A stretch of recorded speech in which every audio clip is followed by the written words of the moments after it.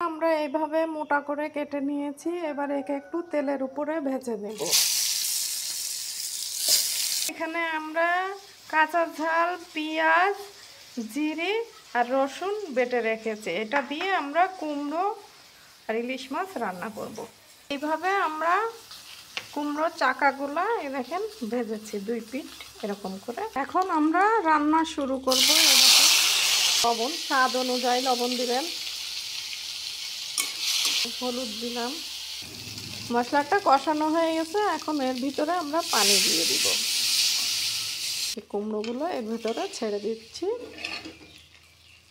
এইভাবে সব কুমড়োগুলো দিয়ে দিব। আর ইলিশ মাছটা আগের থেকে ভেজে রেখেছি আমি। ইলিশ মাছও এর ভিতরে দিয়ে দিব।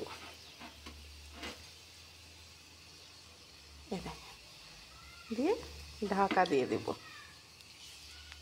তারপর ঝোল টানলে রান্না হয়ে যাবে। আমাদের কুমড়ো ইলিশ মাছ রান্না কমপ্লিট হয়ে গেছে। এখন আমরা একে একটা পাত্র ঢেলে একটু জিরার গুঁড়া ছিটিয়ে দেব। এই যে আমরা এর ভিতরে একটু জিরার গুঁড়া এইভাবে ছিটিয়ে দেব। আমাদের চাল কুমড়ো ইলিশ মাছ রান্না কমপ্লিট।